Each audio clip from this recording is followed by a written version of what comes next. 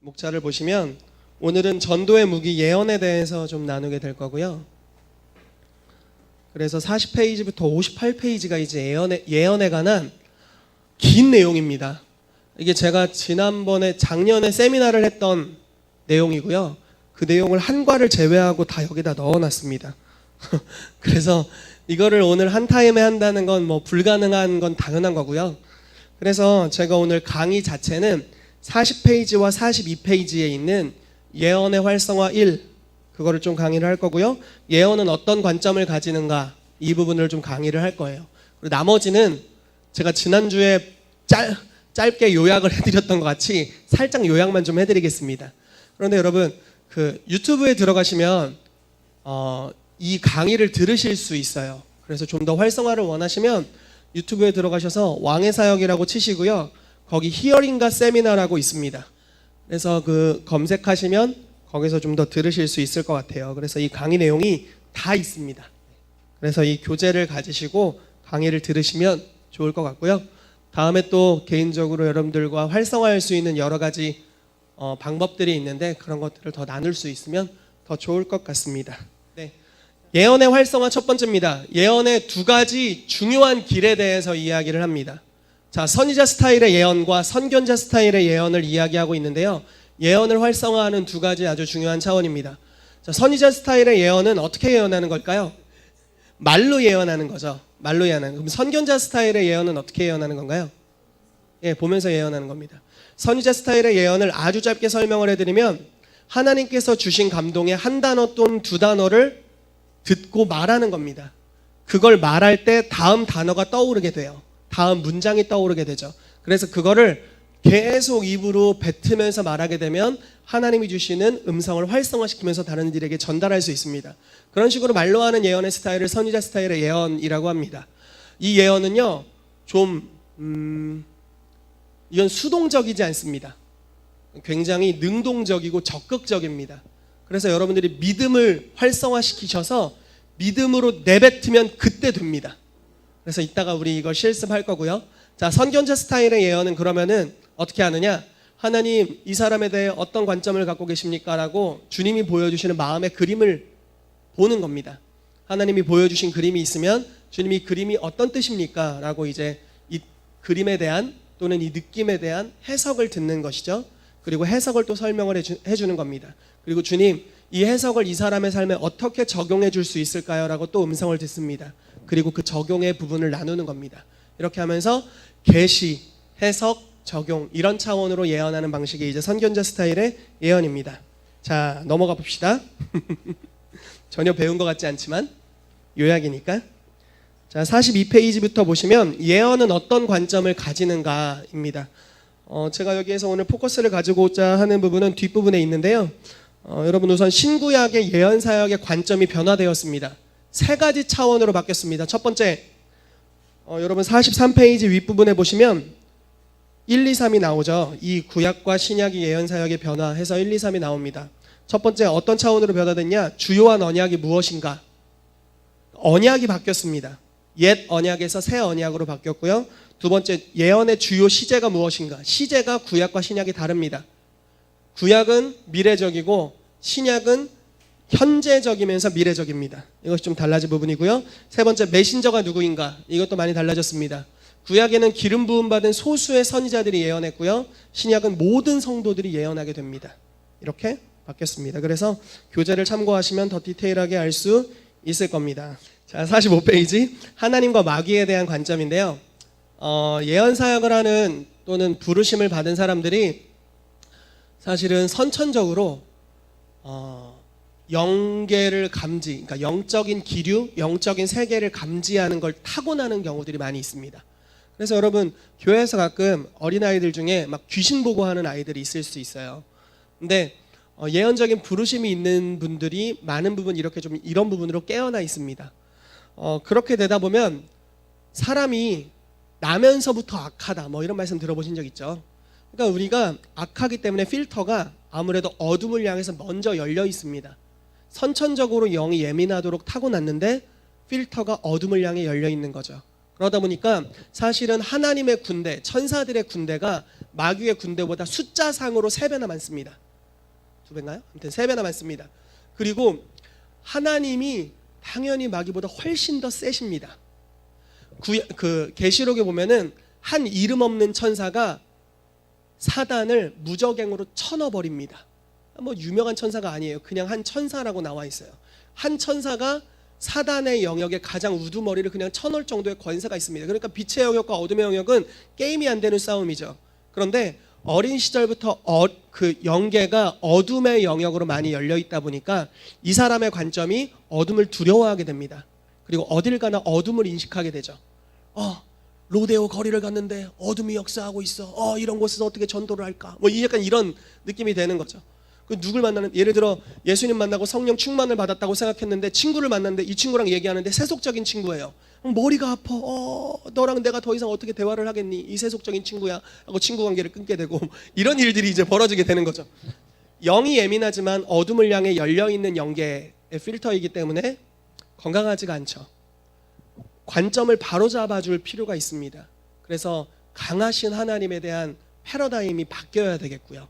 뿐만 아니라 실제로 이 사람의 영의 포커스가 하나님께로 또 예배의 영으로 완전히 뒤덮이도록 바꿔줘야 됩니다. 그렇게 될 때 어둠이라는 것은 그냥 어둠이 존재하는 게 아닙니다. 어둠은 빛이 없어지면 어둠이 그냥 생기는 겁니다. 빛의 부재가 어둠입니다. 이해되세요? 어둠은 있지 않아요. 빛이 없으니까 어둠인 거예요. 똑같이 하나님을 바라보는 관점, 하나님과 연결, 예언적으로 하나님과 연결되어 있다면 어둠은 자연스럽게 떠나가게 되는 거죠. 우리가 어떤 사람을 예언하게 될 때 그 사람 안에 있는 하나님이 넣어주신 가능성과 축복, 보화를 발견해 주는 것이 예언입니다. 그 보화를 발견해 주면 숨겨진 죄는 저절로 끊어지는 경우가 정말 많습니다. 그렇기 때문에 빛을 예언하는 것, 하나님께서 보여주시는 것을, 빛의 영역을 예언하는 게 굉장히 중요한데 이 부분에 대해서 좀 여러 가지로 다루고 있습니다. 그래서 여러분들 좀 읽어보시면 도움이 되실 것입니다. 예언의 활성화입니다. 계시적 은사를 통한 예언 사역인데 이건 좀 더 우리가 하는 그냥 선지자 선견자 스타일의 예언보다는 좀 더 수준 있게 가는 겁니다. 어떤 방식으로 가냐면 49페이지에 보시면 이렇게 나와 있죠. 지식의 말씀, 예언, 지혜의 말씀. 이런 순으로 사역을 하는 겁니다. 자, 지식의 말씀이라는 은사를 어떻게 여러분들 설명할 수 있나요? 지식의 말씀 뭘까요? 여러분들이 지금 보물찾기 지도를 작성하는 거 뭡니까? 지식의 말씀이죠. 그 사람의 현재 상태, 하나님께서 초자연적으로 지식을 주셔서 이 사람의 상황을 알게 되는 것, 이것을 이제 우리가 지식의 말씀의 은사라고 하죠. 그래서 어떤 사람을 만나면 그 사람의 삶에 대해서 하나님이 주신 초자연적인 정보를 먼저 나누는 겁니다. 몇 년 전에 이런 일이 있었나요? 어떻게 알았어요? 이렇게 되는 거죠. 그런 다음에 예언을 해주는 거예요. 예언이라는 것을 저는 두 가지 차원으로 여기서 좀 단순하게 좀 정리를 하면 좋겠는데요. 하나는 그 사람의 부르심, 좀 멀리 있는 하나님이 너를 이런 목적으로 창조했어라는 이런 관점들. 또 하나는 하나님이 이 사람을 현재 얼마나 사랑하시는지를 표현해 주는 것. 이 두 가지 영역이 아주 중요한 예언의 포커스라고 보는데요. 이 두 가지 영역을 예언해 주는 것입니다. 그리고 나서 지혜의 말씀을 나누는 건데, 여러분 지혜의 말씀은 항상 응답을 가져와요. 그리고 당장 어떻게 행해야 될지를 알려줍니다. 예를 들어 이런 거예요. 너의 삶은 뭐 예를 들어 과학자가 되도록 하나님 너를 부르셨어 라고 예언해 줬어요. 근데 모든 예언은 가능성이지 운명이 아닙니다. 즉 성취해야 돼요. 다른 말로 해서 성취해야 할 조건이 있습니다. 이해되세요? 네, 성취해야 할 조건이 있어요. 그래서 그 조건을 지혜의 말씀을 통해 알려주는 것입니다. 너가 만약에 이렇게 내일부터 이렇게 한 걸음 한 걸음 걷다 보면 주님께서 너의 여정을 이렇게 인도하셔서 네가 목적지에 다다르게 될 것이다. 하나님이 가나안 땅을 네가 발바닥으로 밟는 곳을 다 주셨다. 이게 예언이죠. 멀리 있는 비전을 말씀하셨어요. 그런데 어떤 방식으로? 주님 여리고에 왔어요. 어떻게 해야 돼요? 하나님이 지혜의 말씀을 주시는 거예요. 하루에 한 바퀴씩 마지막 날 7바퀴 7일째 7바퀴 돌고 소리를 버럭 지르고 나팔을 불어라. 그럼 성이 무너질 것이고 그 성을 내가 너희에게 붙이리라. 이게 지혜의 말씀인 거죠. 응답을 가져올 수 있는 한 걸음을 알려주는 것입니다. 그래서 여러분 예언을 할 때 가능하다면 여러분들이 지금 뭐 각자 예언이 활성화된 측면이 다를 텐데 가능하다면 이렇게 한번 가보십시오. 지식의 말씀으로부터 시작해서 당신의 삶에 이런 일이 있었나요? 예를 들어 뭐 당신이 지금 뭐 팔꿈치가 좀 안 좋나요? 뭐 이렇게 이제 접근한다든지요. 그렇게 하면서 뭐 팔꿈치를 치료해 준 다음에 예언을 하는 거죠. 하나님께서 당신을 이런 관점으로 사랑하시고 바라보고 계시고 당신은 이런 일을 할 사람이에요 라고 이제 예언을 해주는 겁니다. 그리고 나서 이런 사람이 되기 위해 당신이 오늘 이렇게 살기를 주님이 원하십니다 라고 한 걸음을 내디딜 방향을 알려주는 겁니다. 이런 식으로 예언을 하면 뭔가 좀 짜임새 있고 사람들에게 쉽게 접근할 수 있는 방법이 되겠죠. 자, 두 번째 이렇게 활용하는 방법, 영분별부터 시작하는 건데 이거는 유튜브를 참고하시면 되겠습니다. 3번 뭐 예언적 계시 해석 적용인데 이거는 약간 선견자 스타일을 좀 개발하는 또 다른 방법인데요. 이것도 유튜브를 참고하시면 되겠습니다. 예언을 어떻게 분별하는가? 여러분 예언을 받았으면 예언을 해준 사람이 예언을 분별해야 됩니까? 예언을 받은 사람이 예언을 분별해야 됩니까? 뭔 소리입니까? 네, 예언을 해준 사람은 예언을 분별할 책임이 없습니다. 예언을 받은 사람이 예언을 분별할 책임이 있습니다. 고린도전서 14장 말씀에 두세 사람이 차설을 따라 예언하고 나머지는 분별할 것이요 이렇게 말합니다. 듣는 이가 분별하고 본인이 적용하는 거죠. 아멘. 아멘. 아주 중요한 핵심이 되는 구절을 여기 적어놨는데요. 데살로니가전서 5장 19절에서 22절 말씀입니다. 제가 읽어드릴게요. 성령을 소멸하지 말며 예언을 멸시하지 말며 범사에 해하려 좋은 것을 취하고 악은 모양이라도 버려라. 자, 성령님을 우리가 항상 인정해드려야 됩니다. 그리고 예언을 통해 어떠한 여러분들이 피해를 보았더라도 예언을 멸시해서는 안 됩니다. 하나님이 주신 선물이잖아요. 그리고 그 예언, 받은 예언 중에 하나님이 주셨다고 여겨지는 이 7가지 분별의 원칙이 이제 여기 써 있는데 7가지 분별의 원칙을 따라 하나님이 주셨다고 여기는 것들을 갈라내십시오. 그 잡아먹을 생선과 이렇게 바다로 돌려보낼, 맞나요? 낚시하는 분들을 이렇게 하고 이렇게 또 돌려보내는 애들이 있던데 잡아먹을 애들과 다시 돌려보낼 애들을 이렇게 분별하는 겁니다. 그래서 하나님으로부터 온 예언을 취하고 아닌 것들을 버리는 겁니다. 이런 식으로 그래서 헤아려 좋은 것을 취하고 악은 버리는, 하나님으로부터 오지 않은 예언들은 분별하여 버리는 것이 필요합니다. 그래서 예언을 분별하는 7가지 방법에 대해서 남아 있습니다. 쭉 큰 제목만 보면요. 예언이 성경적이냐, 두 번째 예언이 듣는 자를 세워줬냐, 세 번째 예언이 예수님을 영광스럽게 했냐, 네 번째 누가 그 예언을 전했냐. 예언 전한 사람이 논팽이면 그 사람 예언도 논팽입니다. 왜냐하면 그 사람이 그 열매를 맺을 거기 때문에 그래요. 그가 한 말은 그의 삶의 열매와 똑같습니다. 아멘. 신실한 사람이 예언했다면 그 예언도 신실할 겁니다. 왜냐면 그 사람이 신실함의 열매를 맺고 있으니까요. 그래서 여러분들이 여러분들을 예언한 사람이 누구인지 알 수 있다면 그것이 분별의 중요한 요인이 될 수 있습니다. 좋은 열매 맺는, 삶에서 좋은 열매 맺는 사람의 예언을 듣는 게 참으로 좋습니다. 자, 5번 보면 그 예언 안에 정확한 계시 혹은 예지가 있었는가 확인해 볼 수 있겠고요. 6번째, 우리를 예수 그리스도께로 인도하는가, 아니면 자기 교회 오라고 꼬시는가, 뭐 예를 들어 이런 겁니다. 아니면 뭐 헌금 내라고 꼬시는가, 뭐 아니면 뭐 기타 등등, 아니면 뭐 우상에게 인도하는가, 뭐 우리를 예수님께 인도하는가, 이런 걸 좀 우리가 분별해 봐야겠고요. 마지막으로 6가지가 다 맞았다 할지라도 여러분들의 영이 공감을 일으키고 이게 주님으로부터 온 것 같아 라고 믿어지는가, 공감이 되는가, 이것입니다. 그래서 중요한 예언일수록, 특별히 여러분들의 삶에 방향성을 좌지우지할 만한 예언일수록 7가지 테스트 모두를 적용하십시오. 그러면은 아주 우리가 하나님의 음성을 쫓아 잘 갈 수 있게 될 겁니다. 아멘. 자, 55페이지 활성화의 세 번째인데요. 자신만의 예언 스타일을 개발하는 겁니다. 제가 예언하는 방식과 우리 이바울 목사님 예언하는 방식이 똑같을까요? 다를까요? 저도 예배 인도를 하고 바울 목사님도 예배 인도를 하고 강혜훈 전사님 예배 인도를 합니다. 우리 다 스타일이 비슷할까요? 다를까요? 다릅니다. 매우 다릅니다. 곡 선정에 있어서 매우 다릅니다. 네. 제 아내가 항상 저한테 옛날 노래 좀 하지 말라고 옛날 노래 좀, 요즘 노래 좀 하라고, 했던 거 계속하지 말라고. 그리고 제가 이제 WNA에서 예배를 인도하거나 하면은 예배팀 지체들이 어떤 곡을 할지 이미 알고 있는 것 같습니다. 지식의 말씀의 은사를 받은 것 같은 느낌이 들 정도로 제가 완전히 제 콘티가 분별당하고 있어요. 반드시 이 곡 할 거야. 우리 전도사님 벌써 반드시 목사님 이 곡 할 거야. 그리고 이 곡 다음에 이렇게 이어갈 거야. 이런 식입니다. 거의 꿰뚫리고 있어요, 제가. 다르죠. 스타일이 다릅니다. 예언도 우리가 이론적으로는 같은 내용을 배울지라도 여러분들마다 다 기름 부으심이 제각각이에요. 아멘이시죠? 하나님은 또 너무 다양하신 분이시고 우리 각자의 색깔을 너무 존중하십니다.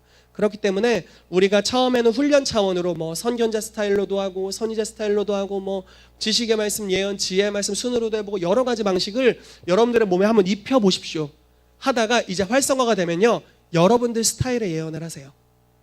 하나님이 그 부분에 더 기름 부어 주실 거예요. 저는 저만의 스타일의 예언이 있습니다. 제 방식, 제 원하는 게 있어요. 이 교재랑은 살짝 달라요, 사실은. 이건 가르치기 위해 하는 거고요.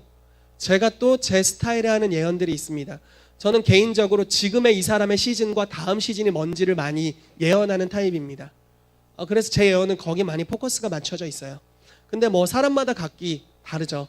그러니까 자기 스타일의 예언을 하는 쪽으로 우리가 점점 개발해 가야 될 줄로 믿습니다. 아멘. 그런 것에 대해서 기록해 놓은 장이라고 보면 되고요. 멀리 왔네요. 이제 마지막인 것 같습니다. 어떻게 예언을 성취할 것인가에 대한 지침이 아주 길게 나와 있습니다. 유튜브를 참고하시면 되겠습니다. 할렐루야. 자, 46페이지입니다. 사람에 대한 하나님의 관점을 반영한 중요한 말씀들이라고 해놓고 세 가지 아주 중요한 성경 구절들을 제가 기록을 해놓았습니다. 예언은 하나님의 눈으로 보는 겁니다. 믿으십니까? 아멘. 자, 다시 한번 말씀드릴게요. 예언은 하나님의 관점으로 보는 것입니다. 아멘. 자, 이렇게 구별해 볼까요? 여러분, 지식의 말씀이 예언일까요? 왜 아닐까요? 지식의 말씀은 현재 상태죠. 일반적으로 현재 상태가 좋겠어요? 아니면 미래보다 안 좋겠어요? 별로 안 좋겠죠. 네.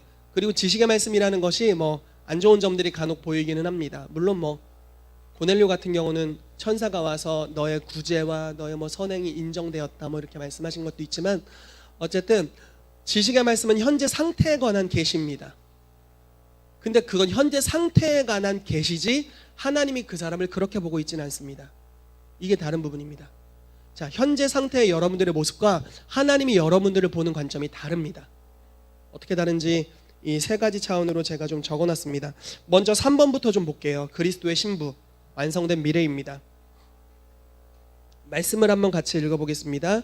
계시록 19장 6절에서 10절까지 말씀을 같이 큰 목소리로 읽겠습니다. 시작!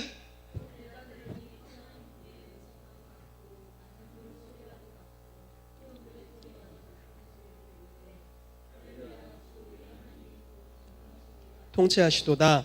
우리가 즐거워하고 크게 기뻐하며 그에게 영광을 돌리세.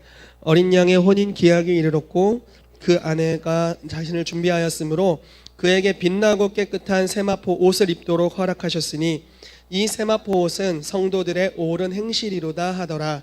천사가 내게 말하기를 기록하라. 어린 양의 혼인잔치에 청함을 받은 자들은 복이 있도다 하고, 또 내게 말하되 이것은 하나님의 참되신 말씀이라 하기로 내가 그 발 앞에 엎드려 경배하려 하니 그가 나에게 말하기를 나는 너와 및 예수의 증언을 받은 내 형제들과 같이 된 종이니 삼가 그리하지 말고 오직 하나님께 경배하라.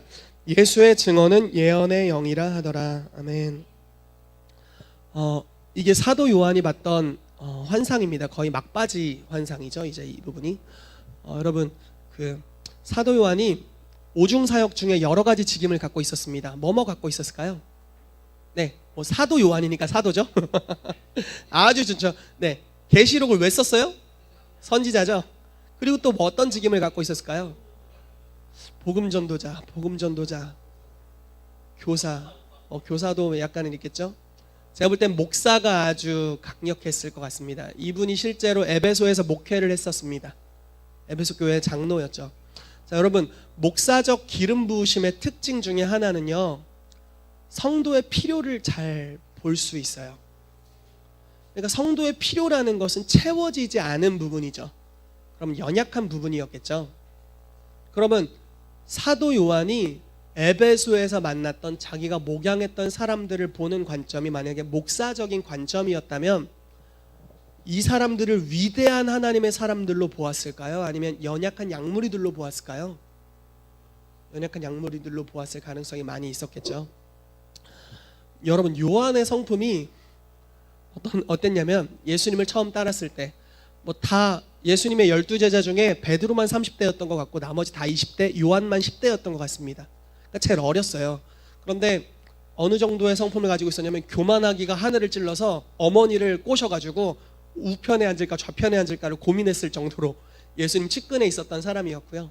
뿐만 아니라 예수님이 제자들과 함께 하루는 사마리아를 통과하셔야 됐었습니다.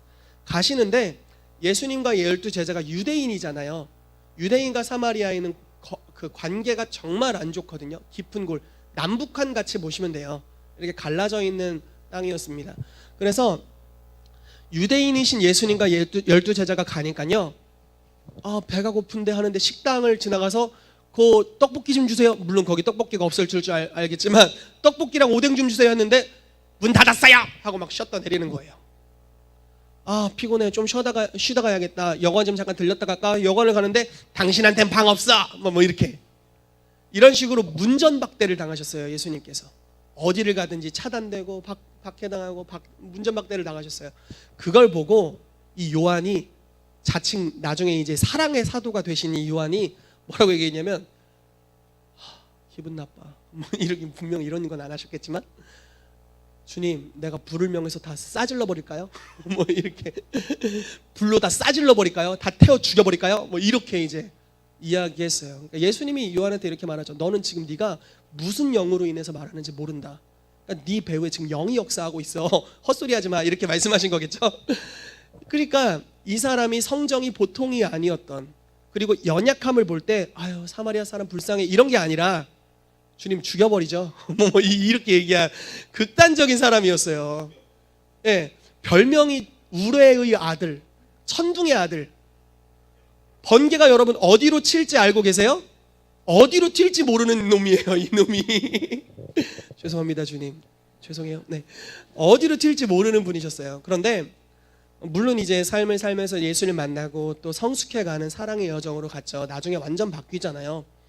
제가 볼 땐 이 말씀이 아주 중요한 계기였을 것 같아요. 지금 이 말씀을 보면요, 예수님의 그 영화로울 만큼 아름다운 신부를 묘사해요.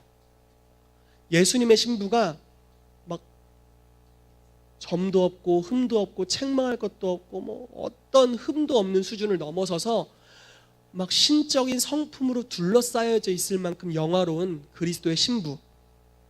에베소에서 봤던 우리 교인들의 미래 모습 뭐 이런 거예요. 와, 너무 영광스러워. 그래서 이 계시를 보여준 천사한테 절하고 싶을 만큼의 놀라운 계시, 너무 영화로워서 압도당해 버리는 계시. 근데 에베소를 보면 싸질러 버릴까? 우와, 뭐 이렇게 되는 거죠. 이런 계시를 받은 거예요.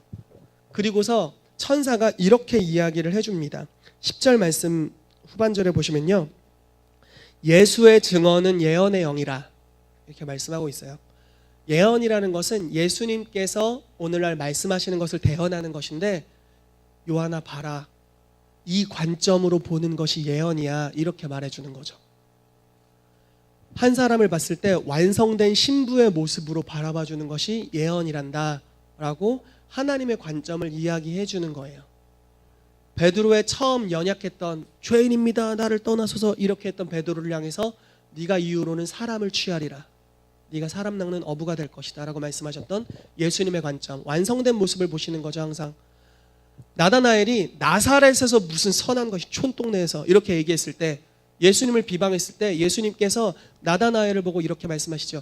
이는 참 이스라엘 사람이다, 그 속에 간사한 것이 없도다. 이것이 바로 하나님의 관점입니다. 눈이 멀고 예수님 핍박하다가 아유 꼴이 좋다 할 정도로 눈이 멀어버리고 이제 회개하고 울고 있고 금식하고 있는 사도 바울을 향하여서 너는 이방인과 유대인과 임금들을 위하여 택한 나의 그릇이다 라고 예언해주는 그 하나님의 관점, 스데반을 살해하기까지 했던 이 사람을 향한 하나님의 관점, 이것이 예언의 관점이죠. 미래에 이 사람이 될 영광스러운 모습, 그 압도하는 모습을 보고 현재의 나를 향해서 선포해주고 예언해주는 것, 이것이 바로 예언의 은사, 하나님이 우리를 바라보시는 관점입니다. 아멘. 그래서 여러분, 여러분들 자신을 볼 때도 예언의 관점으로 보십시오. 아멘이십니까? 다른 이들을 볼 때도 예언적 관점으로 보게 되시기를 축복합니다. 아멘. 저는 지식의 말씀의 은사가 굉장히 약한 편입니다. 예전에 WLI에서 지식의 말씀 실습을 했는데 문제가 7개였나 10개였나 정확히 기억이 안 나요. 제가 그 당시 예언학교도 하고 막 예언도 가르치는 막 그런 때였거든요.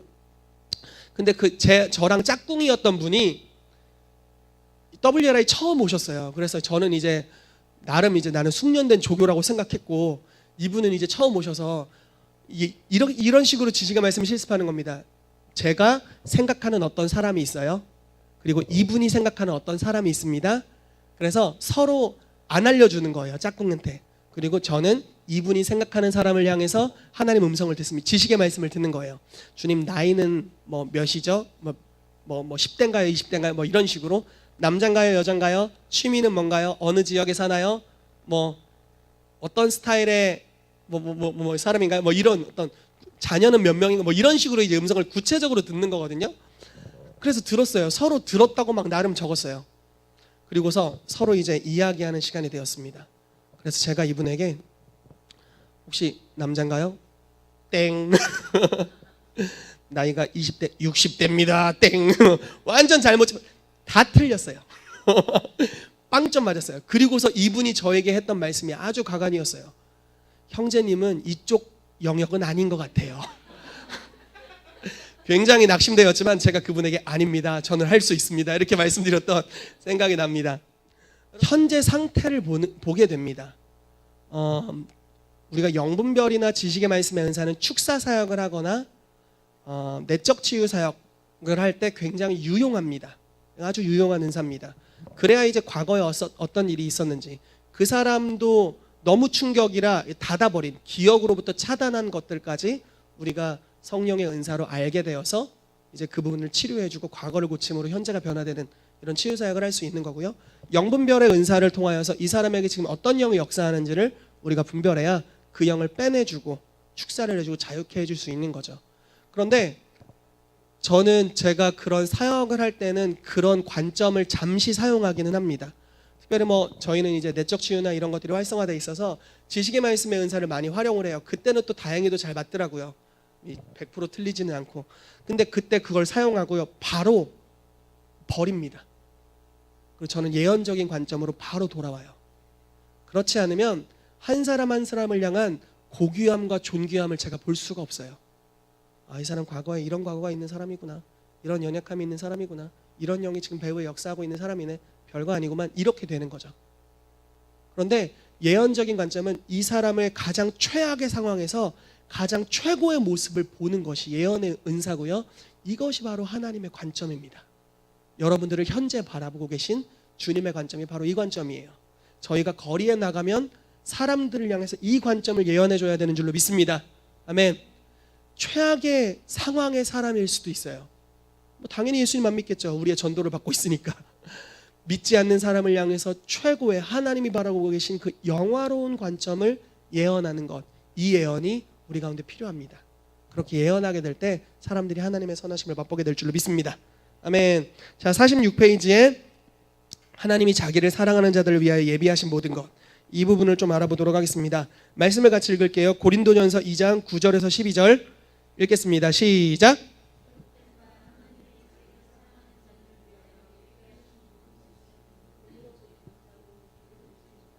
사람의 마음으로 생각하지도 못하였다 함과 같으니라. 오직 하나님이 성령으로 이것을 우리에게 보이셨으니 성령은 모든 것 곧 하나님의 깊은 것까지도 통달하시느니라. 사람의 일을 사람의 속에 있는 영 외에는 누가 알리요? 이와 같이 하나님의 일도 하나님의 영 외에는 아무도 알지 못하느니라. 우리가 세상의 영을 받지 아니하고 오직 하나님으로부터 온 영을 받았으니 이는 우리로 하여금 하나님께서 우리에게 은혜로 주신 것들을 알게 하려 하심이라. 아멘. 여러분, 성경에 있는 모든 약속은 우리가 어떻게 받을 수 있나요? 여러분, 구원을 어떻게 받으셨어요? 믿음으로 받으셨죠? 모든 하늘의 약속은 믿음으로 받습니다. 행위가 아닌 거 믿으시죠? 뭔 소리야 이게? 행위가 아닌 걸 믿으시죠? 믿음으로 받는 걸 믿으시죠? 뭐 말장난 같네. 예, 믿음으로 받습니다. 모든 것은 믿음으로 받습니다. 그럼 믿음은 어떻게 옵니까? 믿음은 들음에서 옵니다. 뭘 들을 때 믿음이 오나요? 그리스도의 말씀이라고 로마서 10장에 기록되어 있죠. 하나님의 말씀을 들을 때 믿음이 옵니다. 즉 믿음이라는 것은요, 계시가 임해야 믿음이 옵니다. 여러분, 성경을 처음 읽었을 때 성경이 다 믿어지셨어요? 홍해가 처음부터 믿어졌나요? 요나 사건이 처음부터 믿어지셨어요? 계속 읽다 보니까 어느 순간 믿어지죠. 예수님이 무리를 걸은 사건, 베드로가 무리를 걸은 사건, 홍해가 갈라진 사건, 요단강이 갈라진 사건, 너무 초자연적인 일이 많아가지고 이걸 처음에 읽을 때는 와, 신기하다. 신묘막측하네. 약간 비방조에 신기하네. 약간 이런 식이었어요, 저도. 근데 계속 읽다 보니까 그 중에 어떤 구절들은 진짜 믿어졌어요. 진짜 이게 감추었다가 보여지게 된 거죠. 성경은 이해하는 문서가 아니라 믿는 문서인 거 믿으시죠? 이것도 말장난 같지만 성경은 믿어야 보이는 비밀의 책입니다. 그런데 믿기 위해선 반드시 그리스도의 말씀을 들어야 되는데 들을 때 계시가 임하는 거예요. 계시라는 원어적 뜻을 말씀드릴게요. 감추어졌던 것을 보여주다라는 것입니다. 제가 지난번에 이야기했나요? 심장이 안 좋았는데 치유가 어느 날 믿어졌어요. 실제로요. 그리고 나서 좀 있다가 치유가 실제로 일어났어요. 그러니까 계시가 임하고 치유에 대한 계시가 임했고 그 계시가 믿어지고 나서 얼마 안 있어서 심장이 치유되는 사건이 있었어요. 동일한 거예요. 여러분, 하나님이 우리 가운데 많은 선물을 예비하고 계세요. 여러분들 삶 가운데 지금 선물이 많이 예비되어 있습니다. 아멘. 제가 거짓말을 치는 게 아니라 뭔가를 봐서 그런 게 아니라 성경에 써 있잖아요. 뭐라고 써 있냐면 자기를 사랑하는 자들을 위해 예비하신 모든 것.